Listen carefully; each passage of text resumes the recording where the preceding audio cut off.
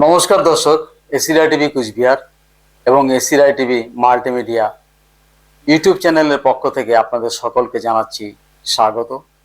যারা ফেসবুক থেকে দেখছেন তাদেরকেও জানাচ্ছি স্বাগত এবং অভিনন্দন। দর্শক, আমরা উত্তরবাংলার মানুষেরা সবসময় বলি উত্তর বাংলা অবহেলিত। আবার উত্তর বাংলার মধ্যে সবচেয়ে বেশি অবহেলিত হচ্ছে কোচবিহার জেলা। যে জেলাটি একসময় আলাদা একটি স্বাধীন দেশীয় রাজ্য ছিল। ভারতের স্বাধীনতার পর এই রাজ্যটি ভারতে যোগদান করে আর পশ্চিমবাংলার একটি জেলায় পরিণত হয়। কিন্তু এই দেশীয় রাজ্যটি ইচ্ছে করলে একটি স্বাধীন দেশীয় রাজ্য হিসেবে থেকেই যেতে পারত। সে যাই হোক, যা হওয়ার তা হয়ে গেছে।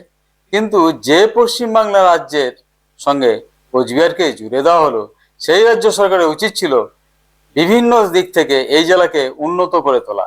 রাজ্য সরকার কিন্তু এই দায়িত্ব ঠিকঠাক পালন করেনি। রাজ্য সরকার চাইলে কৃষিভিত্তিক এই জেলাকে অনেক উন্নত করে তুলতে পারত।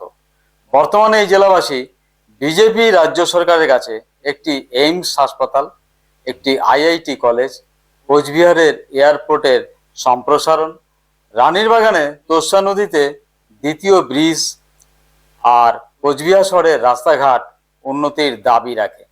যারা কোচবিহার শহর পর্যটনে আসেন তারা রাজবাড়ি, মদনমোহন বাড়ি, সাগরদিঘি ঘুরেই কিন্তু চলে যান। কেউ কেউ অবশ্য বানেশ্বর শিব মন্দিরে যান।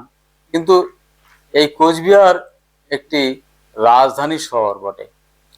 রাজার এই শহরকে ভালো করে জানতে হলে পর্যটকদের যেতে হবে বা আসতে হবে রানীর বাগান, যেখানে কেশব আশ্রম আছে, রাজাদের ভস্য দাহ করার পরে যে ভস্য থাকে সেখানে রাখা আছে, রাজার তৈরি শালবাগান, ডাঙ্গরাই মন্দির, রাজমাতা মন্দির, যেগুলোকে আরো ভালোভাবে সাজিয়ে তোলার প্রয়োজন আছে।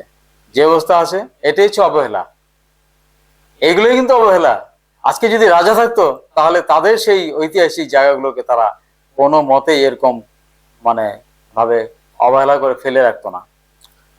আচ্ছা, সেই সঙ্গে কোচবিহারে দেখার মতো শান্তিময় জায়গা হলো এনএন পার্ক আর ওই বেলুর মঠ যে আছে কলকাতার পাশে, সেই বেলুর মঠের শাখা একটি আছে কোচবিহারে।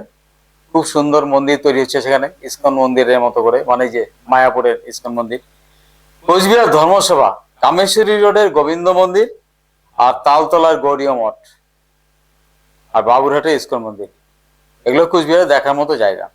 রাজ্য সরকার যদি কোচবিহার শহরের রাস্তাগুলো উন্নতি করে আলোর ব্যবস্থা করে দেয় তবে কোচবিহার শহর পর্যটন শিল্পে এগিয়ে যেতে পারবে। এবার চলুন আমরা দেখি কোচবিহার শহরের ভেতরটা কেমন, যেখানে পর্যটকরা সাধারণত যান না।